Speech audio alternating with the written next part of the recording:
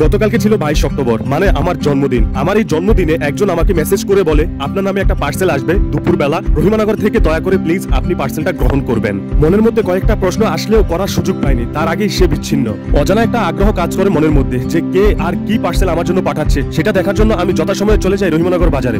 একজন ছোট ভাই পার্সেলটা নিয়ে আসে কসুয়া থেকে। ওনাকে জিজ্ঞেস করলাম যে পার্সেলটা কে পাঠিয়েছে। উনি বলেছে কে পাঠিয়েছে আমি ঠিক জানি না। পার্সেলটা নাকি আমার হাতে পৌঁছানোর কথা ছিল 3টা থেকে 3:30টার মধ্যে, কিন্তু ওনারা আসে 4:30 বাজে, অনেকটা লেট ছিল।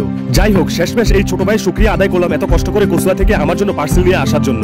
ওনাকে বিদায় দিয়ে পার্সেলটা হাতে নিয়ে আমি চললাম রহিমানগর ফুডস লাভার্স রেস্টুরেন্টের উদ্দেশ্যে। ভাবছি এটাকে আনবক্সিং ওখানেই করব। হঠাৎই যেহেতু পার্সেলটা এসেছে, আমার সাথে কেউ তেমন ছিল না, সেজন্য আমি রবিউলকে কল করলাম। রবিউল তখন বাজারেই ছিল। রবিউলকে নিয়ে আমি ফুডস লাভার্সে চলে গেলাম। পার্সেলটা হাতে পাওয়ার পর ওই সময়টা আমার জন্য অনেকটা এক্সাইটমেন্টের ছিল। রবিউল আমাকে বলল, আর দেরি না করে তাড়াতাড়ি বক্সটা আনবক্সিং কর, আমরাও দেখি এটার ভিতরে কে তোর জন্য কি পাঠিয়েছে।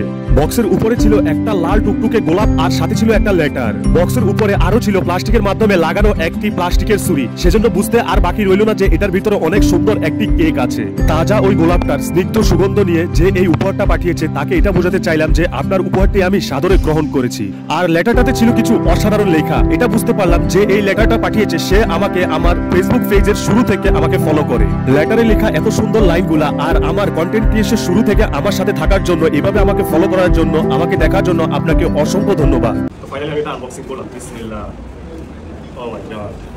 বক্সটা আনবক্সিং করার পর বক্সের ভিতরের এত অপরূপ আর এত সুন্দর কেকটা দেখে মনে হলো কেকটা যত না সুন্দর তার থেকে বেশি সুন্দর এই কেকটা প্রেরণকারীর মন। কেক বক্সের উপরে ছিল একটা গোলাপ, কেকের সাথে বক্সের ভিতর ছিল আরো 2টা। কেকের মধ্যে আমার নামটা এত সুন্দরভাবে ফুটানোর জন্য নিশাদ কেক এন্ড বেকারিজ কে অসংখ্য ধন্যবাদ। নিশাদ কেক এন্ড বেকারিজ থেকে আপনারাও আপনাদের পছন্দের কেকটি অর্ডার করতে পারেন। জন্মদিন অথবা ম্যারেজ অ্যানিভার্সারি এছাড়া অন্যান্য সব অনুষ্ঠানের জন্য কিন্তু আপনারা কেক অর্ডার করতে পারেন। নিশাদ কেক এন্ড বেকারিজের ঠিকানা হচ্ছে কসুয়া বিশ্ব রোড। আপনারা চাইলে কেক অর্ডার করলে ওনারা হোম ডেলিভারি আপনাদেরকে পাঠিয়ে দেবে।